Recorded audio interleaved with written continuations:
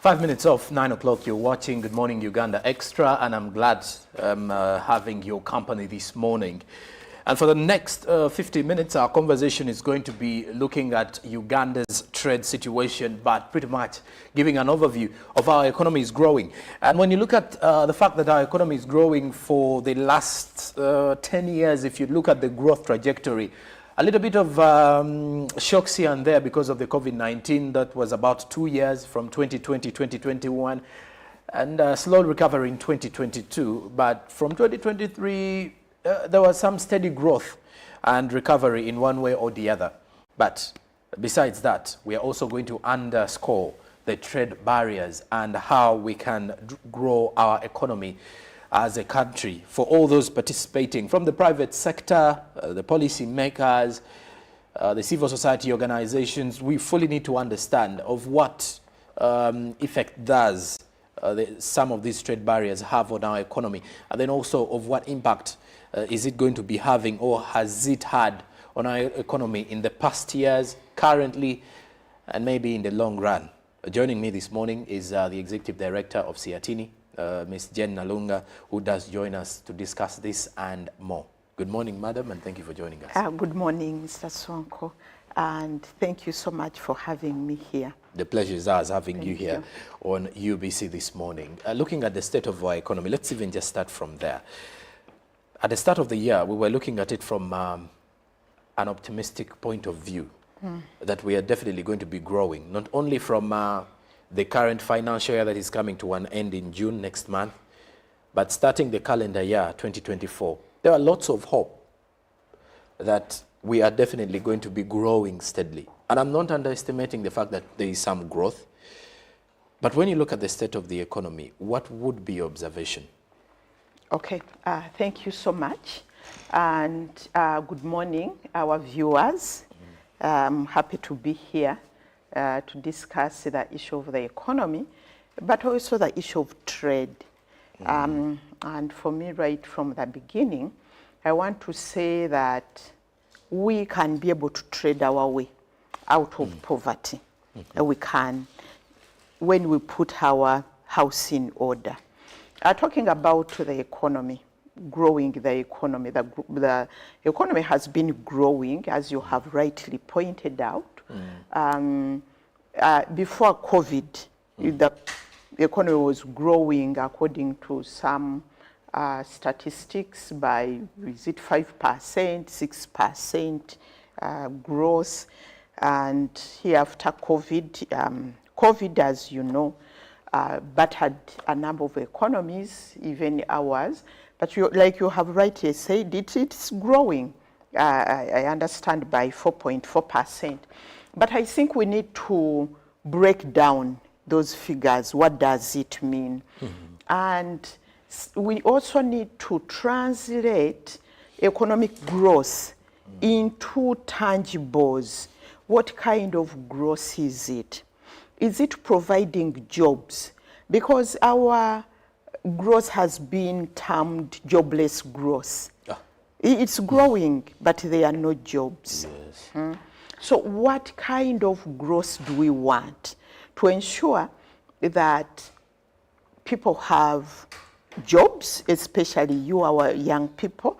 They are jobs, they are industries, we are industrializing, we are increasing our production and productivity. So we need to define what kind of growth we have. And maybe to go back to the Africa Union, Africa Union came up with the Africa We Want. And they re-emphasized the issue of structural transformation. Instead of growth, they are now talking about structural transformation, that you structurally transform your economy from exporting agricultural commodities to industrial commodities, but also looking at backward and forward linkages between, for example, agriculture to industry, to services, to trade, so that those are the backward and forward linkages, and you can be able to provide jobs, create jobs across that entire value chain.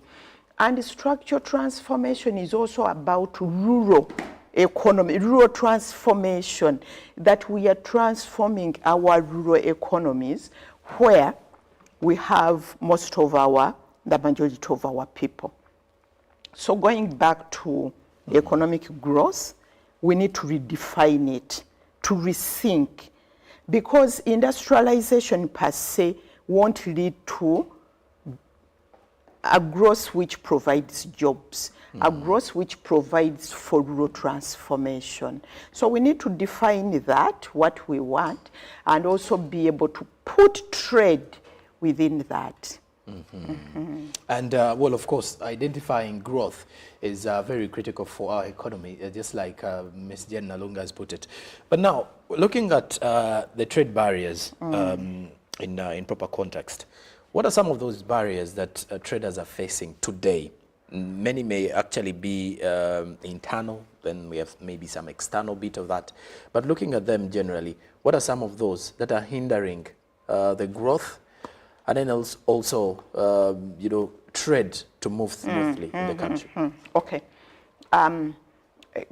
For the economy to grow, trade has, like you have said, to move smoothly. Yes. Those transactions, they have to move smoothly so that nobody is shortchanged, you know.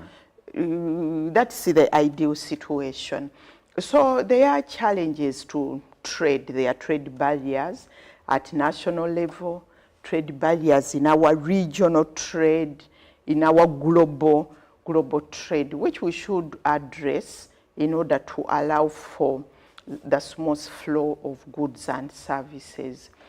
Internally here, we have all seen what has been happening when it came to taxes and IFRIs, issues around taxes. I think those have been also, they have affected trade. You saw our traders closing their shops for a long time. Those things have to be addressed. But for me, I think those are symptoms of underlying challenges of an economy which is not vibrant. Because the traders are talking about taxes are high. Their tax, IFRIS is not a tax, by the way. And I think this has been explained. It's a method. It's a system of tax collection. But we need to look at the issue of the traders' tax issues broader. That is about also the economy which isn't vibrant. People are not buying. And we need to look at broadly that if the traders are unhappy, the maize sellers are also unhappy. Because the maize sellers are the ones who are buying things from Chikobo. The people, the coffee people are not also happy because the price is fluctuating. You know, I understand the price has gone from the Chiboko from 7,000 to 5,000, 4,000. You know, so somebody who had planned, you have borrowed some money somewhere, you want to trade in coffee, almost half of your profits are gone. What's going to happen? So all those challenges have to be addressed. And again, those are also symptoms of a system which is not working. You know, issues are around electricity. If you want to manufacture, even the simple value addition,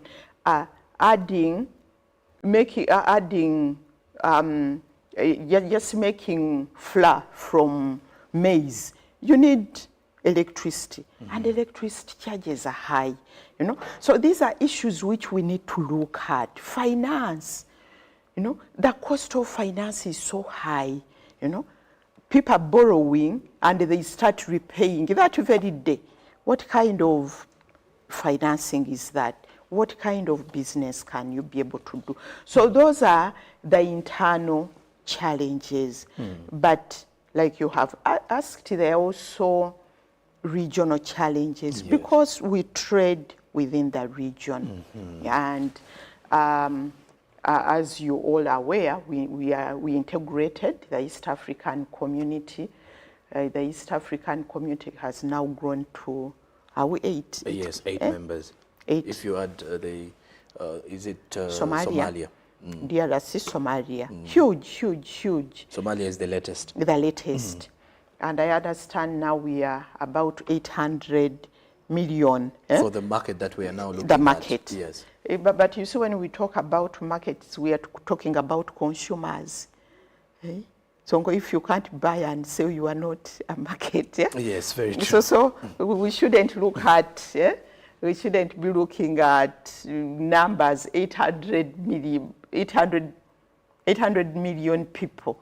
They are people, they are not consumers, they are not markets. But so we need to turn them, they are potential markets. So there is a huge potential for us to be able to trade. But there are also challenges in that trade. There are trade barriers there, what we call non-tariff barriers. Non-tariff barriers are those barriers which are not taxes. You know, in trade, there's what we call tariff barriers, where it's known that when you take your eggs to Kenya, there is a tax of so much, a tariff of so much. So that one, you know it, and you factor it into your books and your trade. But non-tariff barriers are these barriers, that's why they are called non-tariff. There are others. There are procedures, there are custom requirements, which are just ad hoc, roadblocks.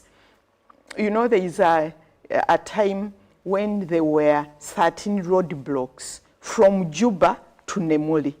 And as you know, on each roadblock, you give Chintu Chidogo and all that. So those are the trade barriers we are talking about. You remember there is a time when our eggs, powdered milk. And maize flour at the end of it. Were being returned from Kenya, meeting substandardness. Exactly. You know, all those are trade barriers, you know. But also Uganda is a culprit, you know. So there are retaliation. There are so many. At one time we had around 256 non-tariff barriers within the region. Uganda saying exercise books, we are putting there 10%. But there is supposed to be free trade, you know? And you know, when you mention free trade, it takes me back to the African Continental Free Trade Area, a conversation which has been here for the past 5 years, the AFCFTA. I don't know whether many Ugandans are more aware about the free trade zones. And are we doing enough as a country to enable the traders and those participating in exporting, selling of goods to know, or do we also have limitations? As much as we may speak of the benefits of the AFCFTA, but it does seem like maybe there are certain things that are limiting traders from trading within not only the region, but on the continent. Okay. Like you have rightly pointed out, we have the Continental Free Trade Area, and the continent meaning Africa. Yes. Africa came up with a free trade area that you can trade within the region. It is true, there are not so many traders and exporters who are aware of this market. And that's the challenge we have when it comes to our trade, that government goes and negotiates so many markets. We have the East Africa, we have what we call the tripartite. The tripartite is COMESA. COMESA is that whole region over Zambia, Zimbabwe, even Egypt is in COMESA. That common market. And Ethiopia is part of COMESA. Then we also have SADC, the Southern Africa, taking in Southern Africa, Botswana, Lesotho, South Africa, all that. So all that, there is a market there. But the challenge is sometimes you don't blame, I don't know whom to blame right now. Let us not say blame. But I think what we need to do, we need to start from the products we have. Because, Mr. Sonko, trade is about a specific product and a specific market. Okay? So you look for that market. And when we say specific, because for example, tea, you don't trade tea that we have tea. Or you don't trade coffee. You trade a certain specific type of coffee.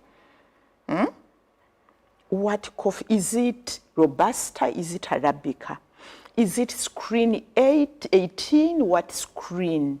Are you roasting it? Or when you roast it, is it medium or dark roast? You know, and we haven't yet gone to that level. And we need to do that, you know, if we are to be competitive, you know, because each market wants different things. And that's why for us, what we do, we sell coffee. Then the others specialize, and we are losing out on that. Let me give you an example of maize. You know, when you sit here, Mr. Sonko, I don't know where you come from. The village where I stay currently. The village. Buyukwe. Buyukwe. Buyukwe, there you grow maize. So when you are some households who have some coffee also. And coffee. Okay, so when you are here, you want to do make some little money. You trade in maize. They say, hey, you have some money, come, we can buy some bags here, and we sell and we get a difference. So when you sit here and you ask your brother, your cousin in Mbuyukwe, how much is maize? They will say it has, it was about 500, but it has gone up to 600. They don't say that first grade is 600. They generalize. We don't have grades. And you can't trade without grades, you know? You can't. Because what I do know is that in Kenya, they always take the number one. Is it number one? They buy, but they buy cheap, then they grade. But the grading should be here. When you look at our standard, we have an ESC maize standard, and it's clear. Grade A, grade B, this is how it is. And we should be putting a price to those grades.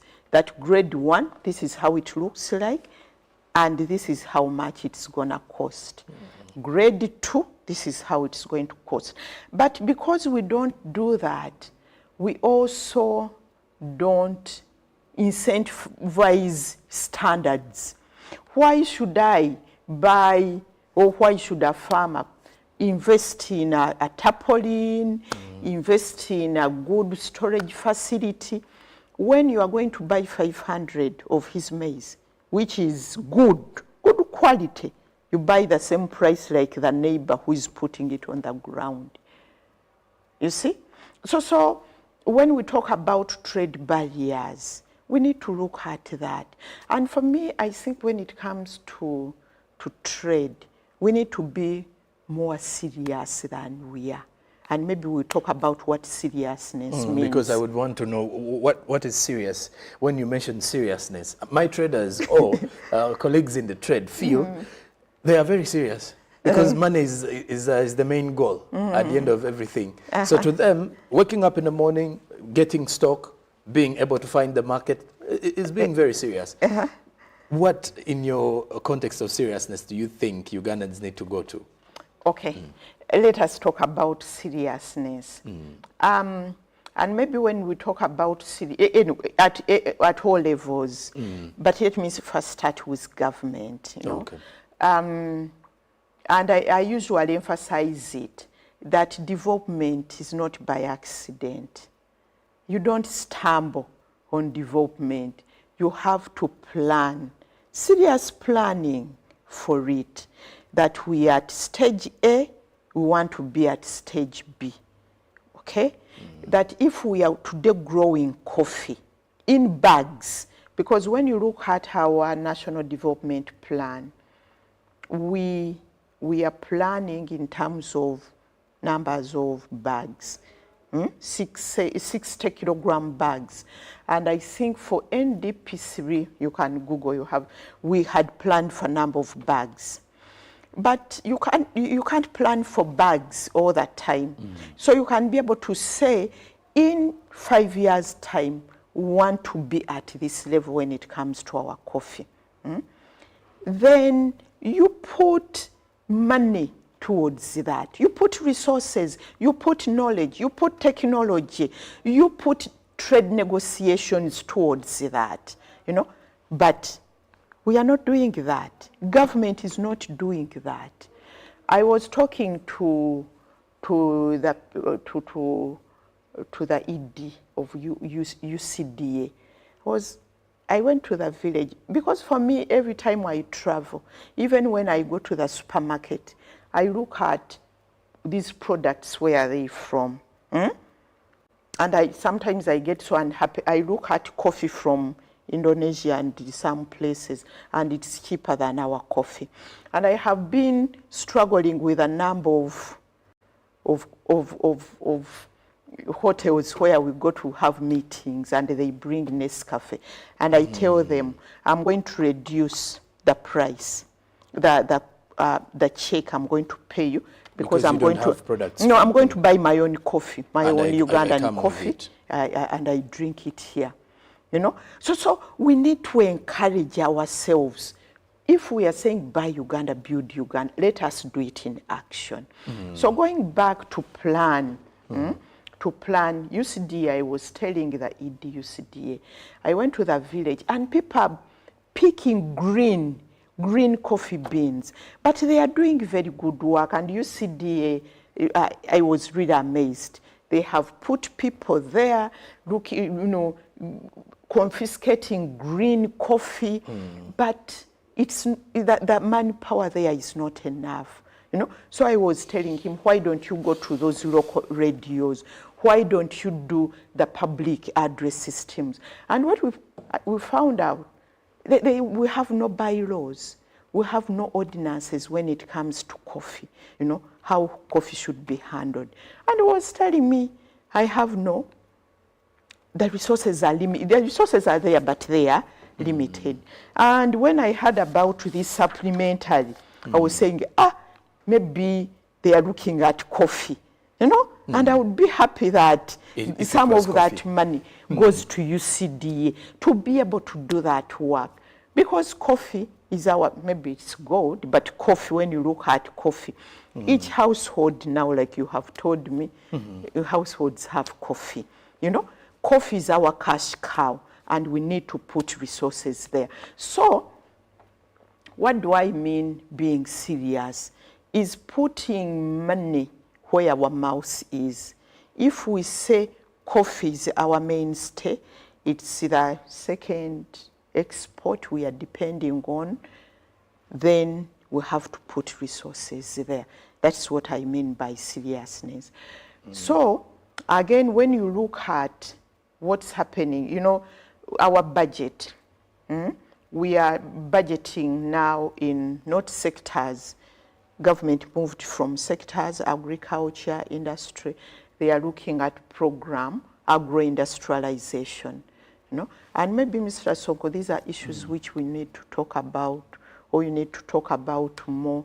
The budget, where should the budget, the bigger budget, because when you look at agro-industrialization, one last budget, it was around 1.8 trillion. It was reduced. When you look at the ministerial policy papers for 2024, 2025, it was reduced to 1.6 trillion. That's little agro-industrialization. And we go back to our economy where we started from, growth. What kind of growth are we talking about? So that's seriousness. Okay. And then speaking of seriousness, I don't know how serious Ugandans are, but like the highlights have been from the policymakers, there are lots of things that we really need to check out. Also from the grassroots level, the traders, brokers, and also our farmers who are likely not to know many of these things when it comes to standards that we need or require on the market. But then the bigger question goes back to how do we prepare our farmers to meet the standards that we need. When we do return after the break, our conversations are going into looking at the ways forward from the policymakers themselves, and then also looking at how we can prepare our farmers who are into agro into the agro industry, how we can prepare them. Then when it comes to value addition, we need to also have conversations about the value addition bit of it, because when you talk about commercial agriculture that the president highly speaks of, value addition is at the top of it. But then preparing people for value addition and also creating awareness for the available market. So we also need to understand what are the do's and the don'ts, as much as we are looking at the trade barriers, but we also need to know what needs to be done to ensure that our economy grows to where we want it to be. We're returning after the break with more conversations around the same. Stick around. Live from UBC Studios in Kampala, this is Good Morning Uganda Extra.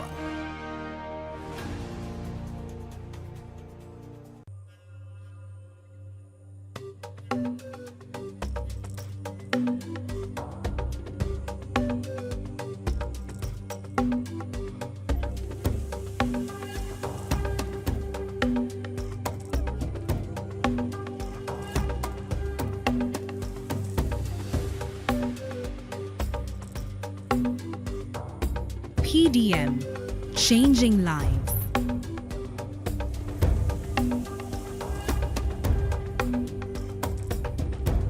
Gear up, grab your running shoes and join the race for life. Run 42, 21 or 5 kilometers to equip Kisoro Hospital's very first ICU.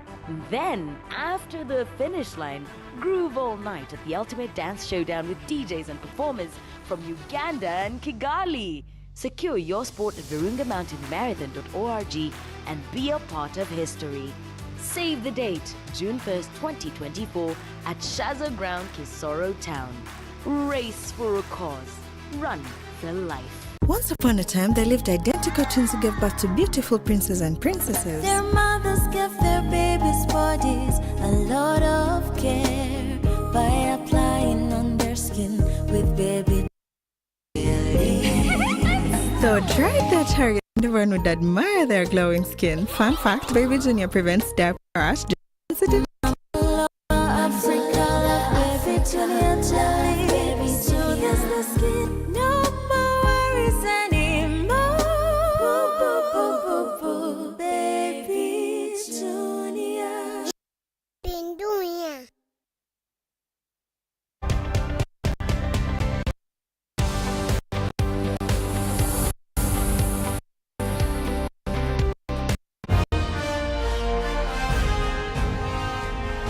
Live from UBC Studios in Kampala, this is Good Morning Uganda Extra.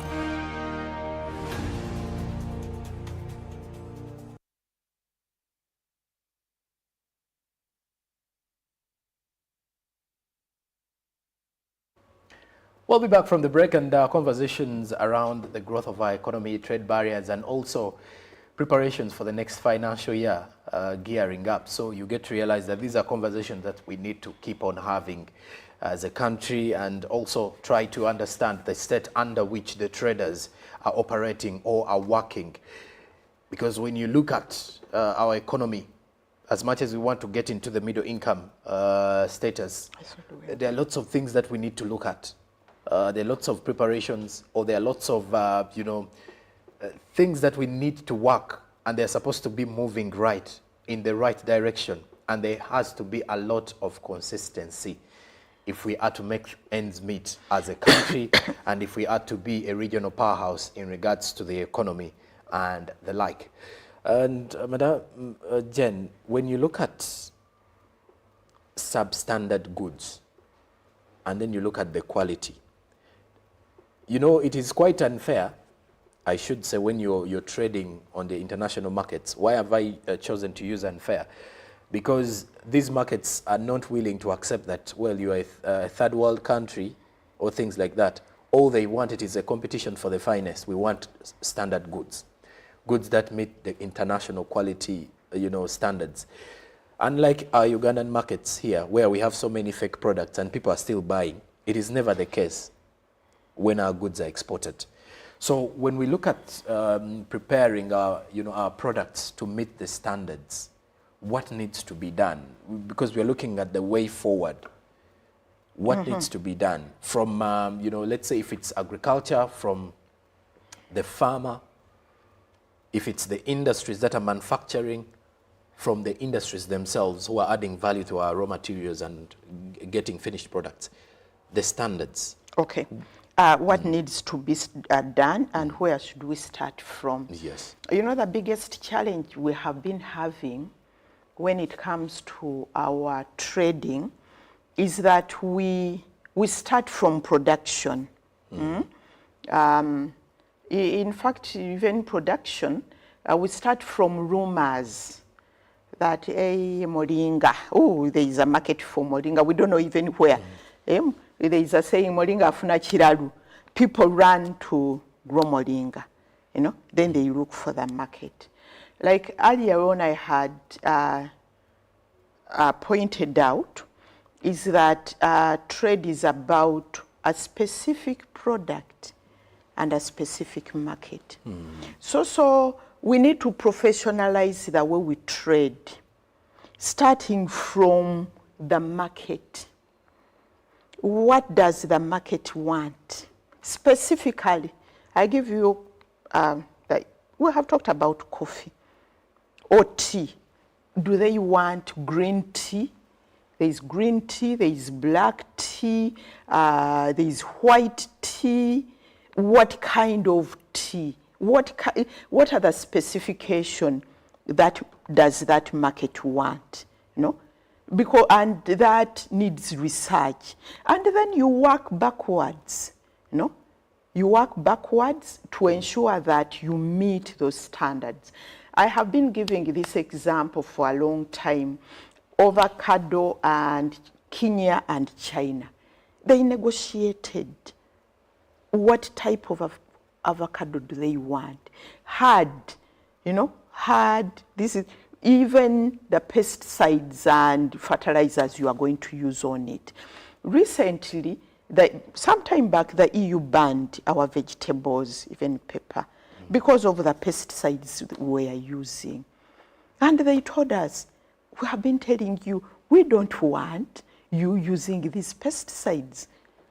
In fact, we imposed a self-ban that, okay, for example, let us put our house in order. So let us be professional when it comes to this economy, when it comes to trade. Let us not just say our bananas are nice and sweet, we carry them to wherever. We need to professionalize the way we do things. Maize, if we say we are maize, let the entire world know that Ugandan maize is the best, the quality. And how do we do that? I think we need to rethink the entire issue around private sector led. Take an example of coffee. Coffee, we need to go back to cooperatives. UCDA can't train each and every farmer. The other time it was cooperatives, and the cooperatives then look at their members, ensure the members do the right thing in terms of quality, ensure that they do the right thing in terms of the pesticides they are using, So we need to rethink how best we can be able to do our work. And now things are becoming tighter when it comes to climate change, because like now they are telling us, each farmer, you have to show that you are not deforesting, you are not cutting down trees. And that's also a tall order. And that's why we are saying UCDA should be given more money. And I hear people saying, there are authorities which have to go. I hope they won't touch UCDA. For me, I'm passionate about this economy. And I know what makes the economy tick, and that's the authorities coffee. That are supposed to be merged back to their mother ministries.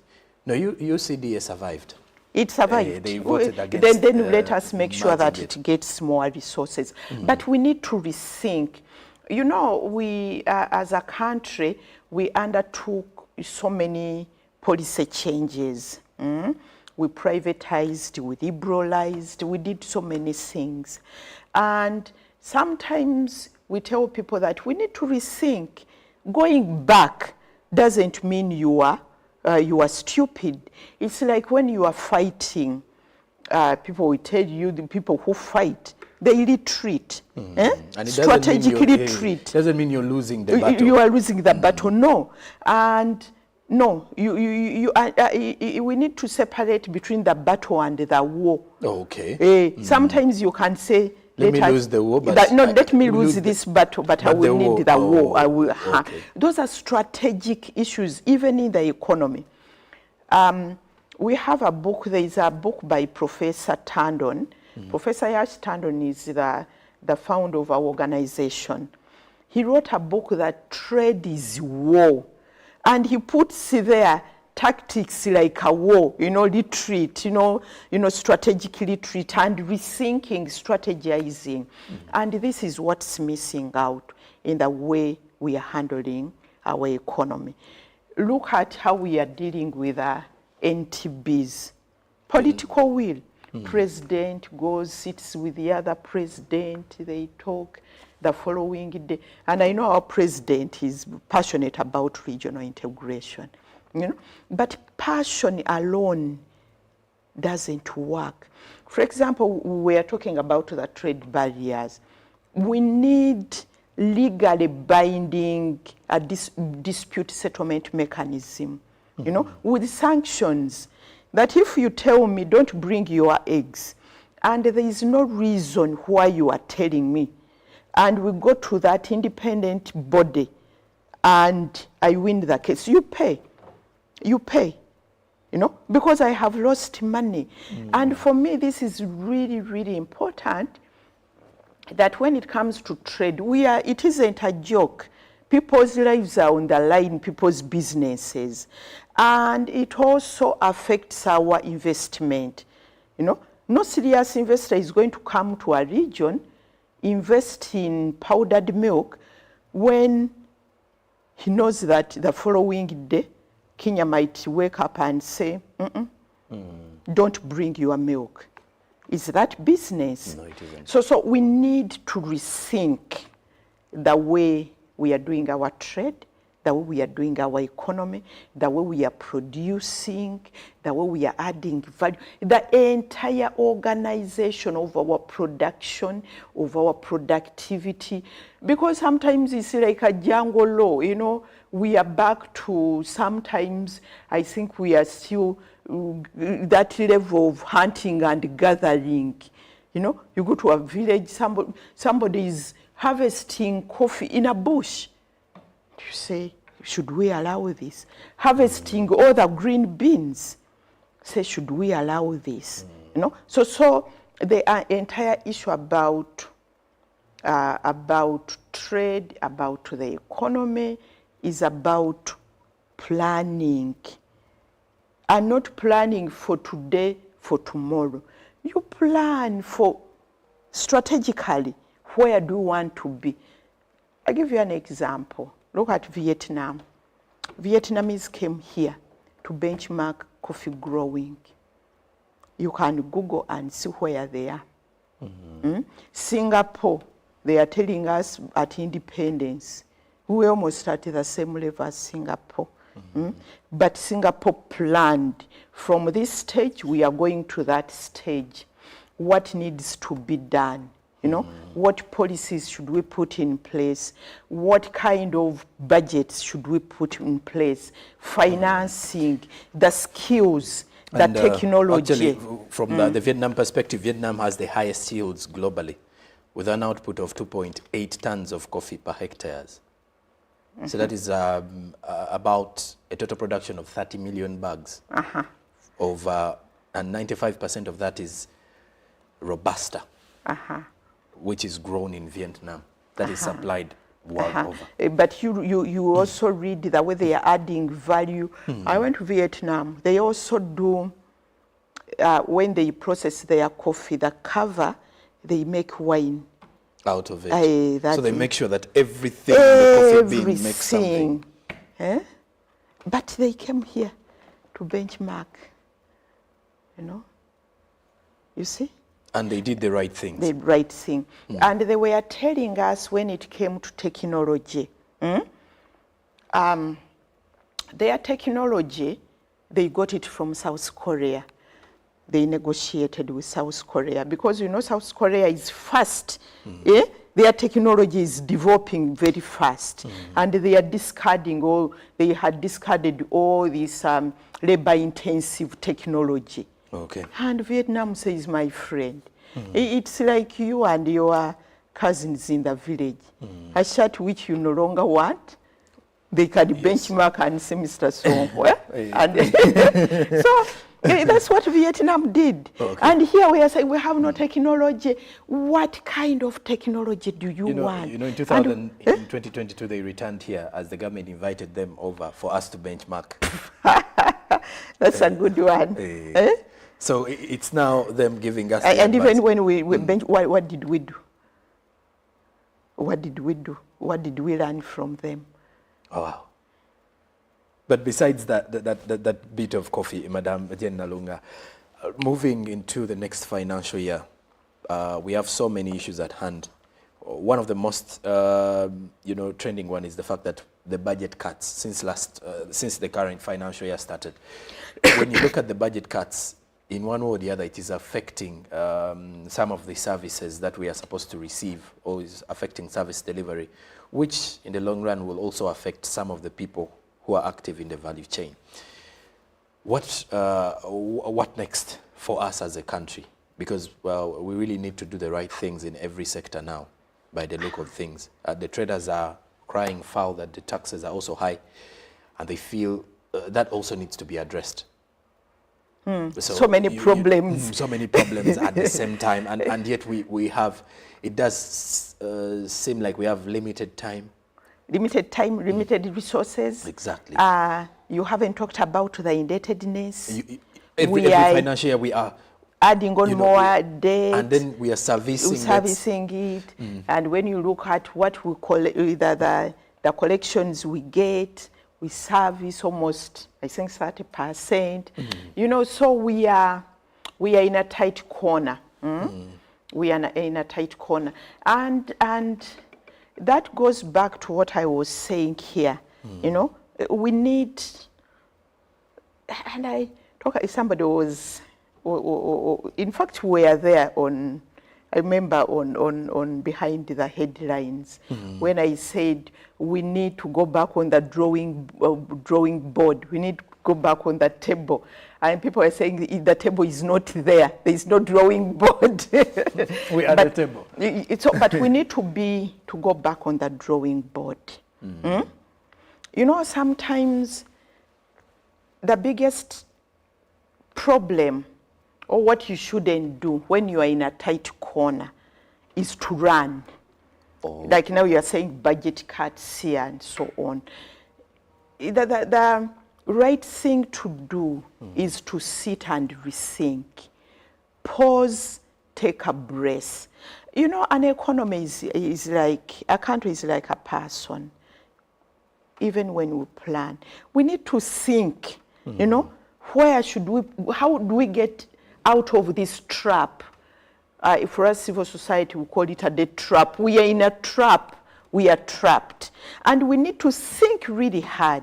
How do we get out of it? So when you talk about budget cuts, the budget cuts and where we put our money, where we put our resources, will depend on where do we want to be. How do we get out of this trap, you know?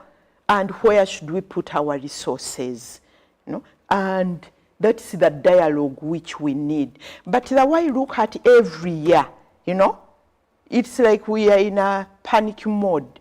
Cut here, do put there, then a supplementary budget, the year ends, we continue. You know, we can't move like that. Let us think and say, if we put money here this year and we do ABCD, we are going to get out. We will see the light at the end of the tunnel, and it won't be a train coming, you know, at the end of the tunnel. You know, so for me, you are the one who has said the right thing. We put on the table what is the right thing. Okay. We need to, and we can't discuss it here in 10 minutes, 10 the minutes. right thing. And that's what we need to debate. What's the right thing to do, you know? And you know, when you, and I give you an example, even you as Sonko, you are a young man, there is a right thing to do for you as you. Should I go back to school, maybe add on masters, or should I buy that plot of land? Or should I marry? You are not married. Or should I marry? You know, what's the right thing to do? Depending on where do I want to be, you know, then you discuss, then you ask maybe your dad, you ask your friends, then you go back and sit and say, you know what? I think I would do, this is the right thing to do. And when we talk about the right thing, where I want to go, it's really huge. Let me give you an example. Today, I have talked about climate change.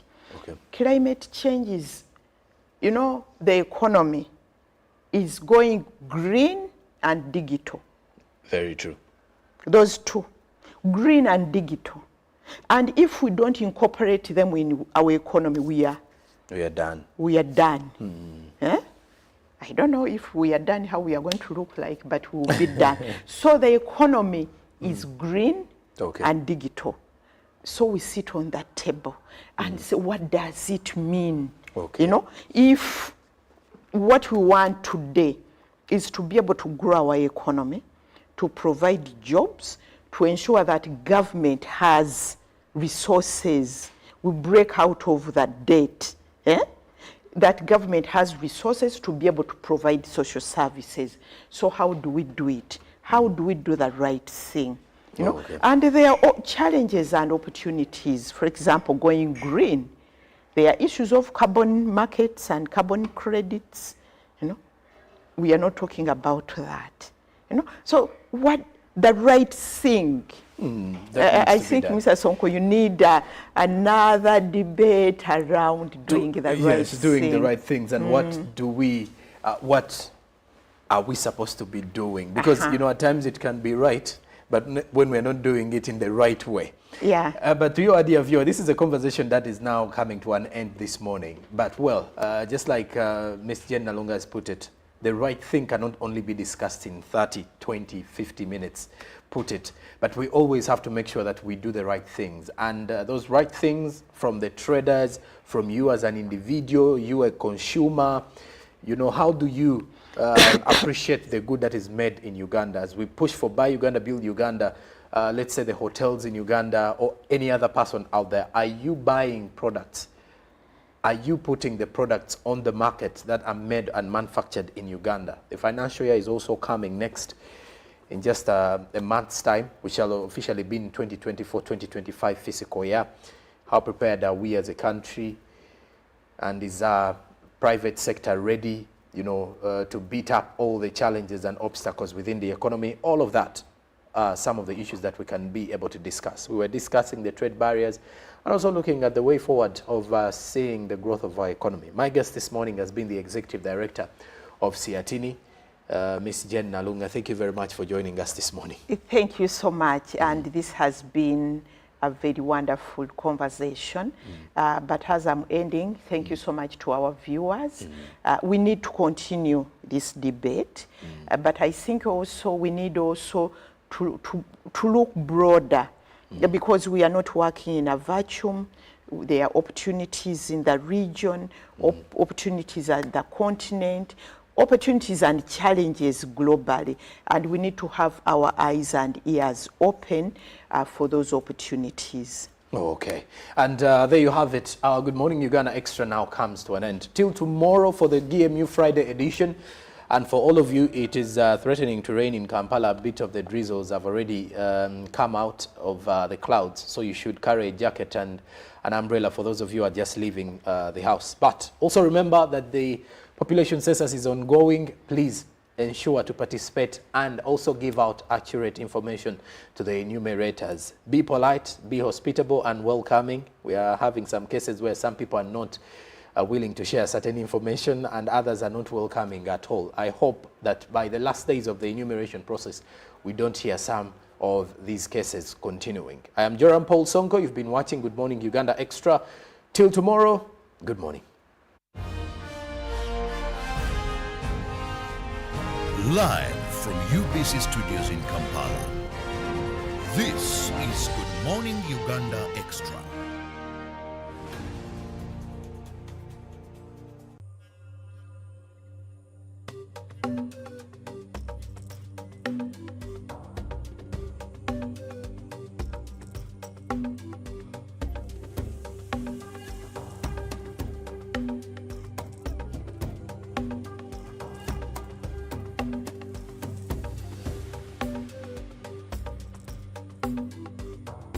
PDM, changing lives.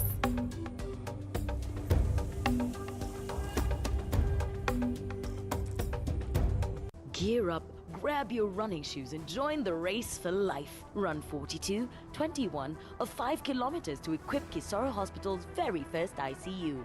Then, after the finish line, groove all night at the ultimate dance showdown with DJs and performers from Uganda and Kigali. Secure your spot at virungamountainmarathon.org and be a part of history. Save the date, June 1st, 2024 at Shaza Ground, Kisoro Town. Race for a cause. Run for life. Pick of the day on UBC.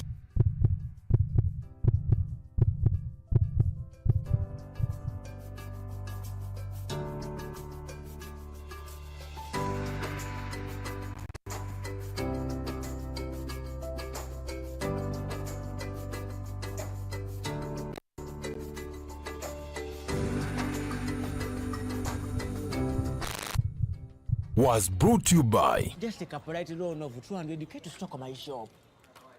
The signs and symptoms of success. The bank commander, not the bank teller. Why hustle for a loan when you've got MTN Momo? We're sorting it. One-on-one with Michael Jordan Lukomwa. A weekly face-to-face conversation focusing on accountability, inspiration, information, and sensitization of the public from the various sources such as inspirational profiles. Having a disability is not inability. Professional guidance. There is no special antiretroviral therapy that is given specifically for discordant couples. And of course, politics. Don't you see anywhere that you would give a credit in the fight against COVID? My role as the owner of the country is not to, be preoccupied by giving credit to my servant. We have said that if we are to talk to General Museveni, there must be certain conditions in place. Is it true that you paid 5 million shillings to MPs that voted for Anita Monga and Tayebo? That is laughable.